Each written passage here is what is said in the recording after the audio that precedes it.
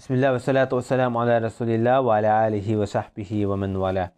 Jalaldin Suyuti rahmetullahi aleyhinki Halifler Tarihi namlı kitabında biz bugün Abbasilarınki en mühim haliflerden 28. Abbasilar halifesi El-Mustazhir degan halifninki hayatı bilan tanışıp çıkıvatımız.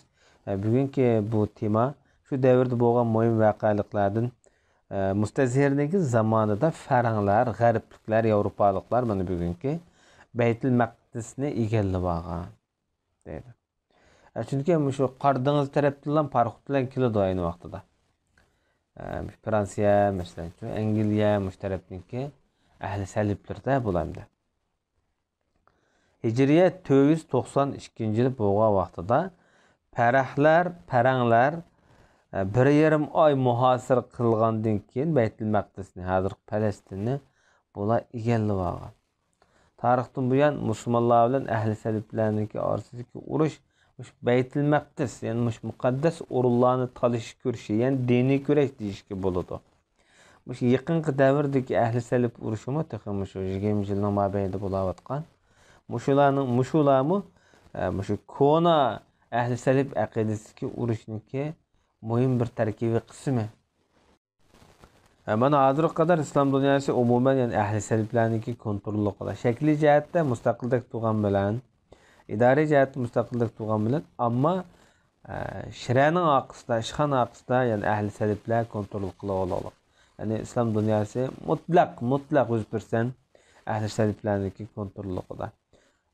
Bir poy o'qni tatib, o'qni ahli saliblarniki ruhsiz atanmaydı bir yerga.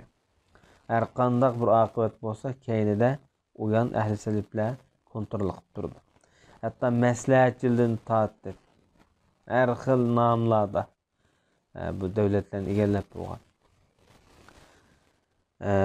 Beytul Maqdisda 70 ming odamni o'ldirib, balki bundan ko'proq. Ularning ichida ulamolar, zohidlar, nurg'un obid, taqvo odamlar bor. Shularning hammani o'ldirib. Nurg'un mashhadlarni musulmonlarniki shu muhim asar atiq rayonlarini buzib tashlayapti. Masalan, cho'ng ulamolarning qabrisi deymiz. Nurg'un masjidlar, xonaqolar, masalan, madrasalar shularni chiqib tashlayapti. Azaldan ahli saliblar, kufrlar bir millatniki madaniyatini vayron qilmoqchi bo'lib qolsa, aqotish o'rinlarini, maktab, munbarlarni yo'qdi. Hatta ular çirkavga Yahudilarni yig'ib, çirkavlar birga Yahudilarni ko'ydirib tashladi. Tarixdan buyon Yahudilarga eng yaxshi muomala qilgan qavm musulmon. Musulmon podsholar Yahudilarni davomli o'zining himoyasiga elib kelgan. Bu davrda bo'lsin, Ispaniyadan qo'llangan Yahudilar bo'lsin, hammasini musulmonlar qo'g'dab kelgan. Ama yaqinqi bu davrdagi Yahudilar bilan ahli salib xristianlarning birlashishniki muhim sababi nimasi? Manfaat. Siyosiy manfaat, iqtisodiy manfaat mush nuqtani birlashgan. Amaliyotda bularning orasida nurg'un o'chmanlik bor, bir-birini kafir deb qaraydigan. Bir qism shu qochqinlar Bag'dodga qochib ketdi. Baytul Maqdisni tashlab.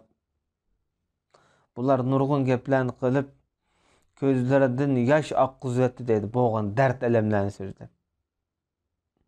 Bu davrda sultonlar, podsholar bir-biri bilan qarshi fikr qarshiligi bor. Bir yakkilanmaydigan jangi jidal, ixtilof. Oxiri paranglar Shamga qo'l tiqib Shamni egallab oldi. Mana bu ta shu 100 yilga yaqin taxminan Salahiddin Ayyubiy Beytul Maqdisni ozod qilgan qadar 100 yıl şu mustabidlik tüzüm bilen yaşayan Şam. İmam Ebu Yurdi bu haqda mundaq bir şiirini bayan qilib o'tgan. Bu şu davrdagi Beytul Maqdisning Qudusniki umum avvali bayan qilingan şiir. Xo'sh, bu şiirni biz tonib chiqaylik. Bu Beytul Maqdisga bu yerda marsiya o'qiyotdi-da bu shoir bu yerda. Şu xo'sh, bu odam deydi: "Qonlarimiz, yoshlarimiz bilan mo'ldir yoshlarimiz bilan qonlarimiz bir-biriga o'rlashib ketyapti" deydi. tökülgen yaş ve qonlarning ko'pligidan deydi. Qaysi burun chiqadi ya yoshmi yoki qonmi? Qaysi burun chiqadi buningga uruv yo'q deydi. Bu nima degan vaqtida bu ahvolning nihoyat ig'ir shiddatligini bildiryotadi. Nihoyat xo'rliq holatlarini bildiryotadi. İnsanның eng nachar quroli to'kayotgan yoshdir deydi. Urush o'ti keskin, nihoyat o'tkir bo'lgan vaqtida. Yani işimizdeki dertni faqat shu yosh orqali ifodalaymiz, bizlik chora shu demakchi. Bu demak urush mezgilida qiyin sharoitdagi ig'ir xo'rliq, bechorlikni bildiryapti-da.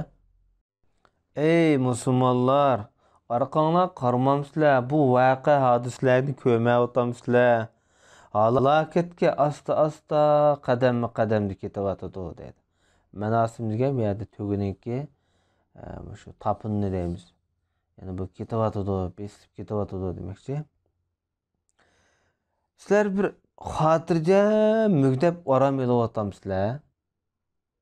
Bahramon turmush kechiryapsizlar. Xuddi yumshoq g'unchidek mushtaq orom bahozir yashayapsizlar. Yani bu orqali islom dunyosiga xitob qilyapti. Sizlar huzur halovati yashayapsizlar. Qarinmayapsizlar, Baytul Maqdis ketdi, yo'qolib ketdi endi deb hozirgi bugungi kunimizga o'xshaydi bu kunlar. Xotirjam qandami ko'zinglar uyqu keladigan sizlarninki. Mush ig'ir, mush musibat, yani mush qattiq bo'ronda, mush ig'ir shivirganda har qanday odamni o'g'it etib olsa, sizlarning qandaqmi uyqunglar kelar sizlarning. Şam'daki qarindishinglar, Şam hozir 4 davlatda, Palestin, İsrailiya, Palestin umuman, Livan, Şam, Ordun, Şam deymiz aynı vaqtida. Şam'daki qarindishinglarning ularning uyqusi qochdi. Ular xuddi bir kichik bir toychoqdek yoki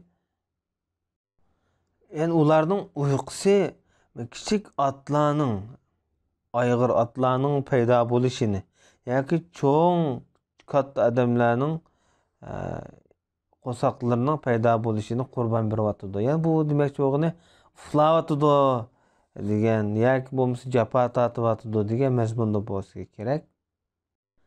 Rimliklar ularga ajoyib xo'rliqlarni tetityapti. Rimliklar Bizantiyaliklar shu vaqtda. Sizlar bo'lsanglar tinchlikparvar qilganda qilib o'zinglarning ojizliklarini so'rayapsizlar demakchi. Demak sizlar bu yerda bir qo'rqinchoq, bir tinchlikparvar kishilar demakchi. Nurg'un qonlar to'kildi. Nurg'un go'zal qizlar o'zing go'zalligini barmoqlari bilan, bilaklari bilan yepib olib bordi deydi haqiqatlikda. Bu mu ayollarning ojizligini ifodalayotgan, bir xo'rliq holatini bildirayotgan kalima. Shu holda oppoq qilishlar, uningki tig'lari qip-qizil qonga bo'yalgan. Oliy yuqori qatlamdagi kishilarning Sumer degan bu yerda chiroyli bug'doy un bolalari, qizlari demakchi-da. Bular mush inakning qo'choqlariga aylangan. Demakchi o'g'ini mush qizil qilich orasida mush narsida qizlar xo'rlanayotdi, boshqalarga xotin bo'layotdi, didak bo'layotdi degan hukmni berish kerak. Belkim yoshurun holatda yaxshi niyatli kishilar ularga yuqori ovoz bilan ey Hashim oilasi deb to'g'layotgan bo'lishi mumkin. Bu degani xalifalarga bo'lgan xitob bu. Mening ummatim urushqa atlanmaydiganda qiladi dedi. Ularning nayzlarini urushqa atmaydiganda qiladi dedi. Dinning asosi nihoyat zaif. aciz bo'lib qoldi. Yani cihatga intilmadi da demekçi-de. Bular ölümdün ensirep otdan yiroqlashyapti. Boshqa nusxasam yerda yani intiqomdan yiroqlashib ketyapti. Bu yerdagi or nomusni ularga ajallik zarba deb o'ylamayapti bular. Katta Arablarning yoki Arabiylarning bu shijoatli kattalari bu aziyatlarga beshin silkib memnun bo'lib, rozi bo'lib turamidi. Bu ecemlerinin kılıvatkan horluklarga ular köz yumup yürämedi dedi.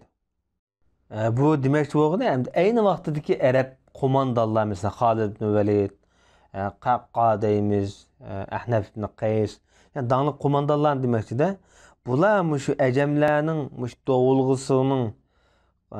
doğulgusu bilen, yani yüzünü yep böyle büyögöylep kıyganmış horluklarga ular boptu deb yürämidi, oylamamsizlar deb. Yani bularni ayni davrdagi Arab qo'mondonlarga selishtirib, shu vaqtdagi ojiz holatni ifodalash bilan birga shular sizlarning qarab turishinglarga shular razolab turamidi va yoki shu xo'rliqlarga shular chidamidi. Sizlar ham qo'pab ketinglarchi demoqchi bu yerda.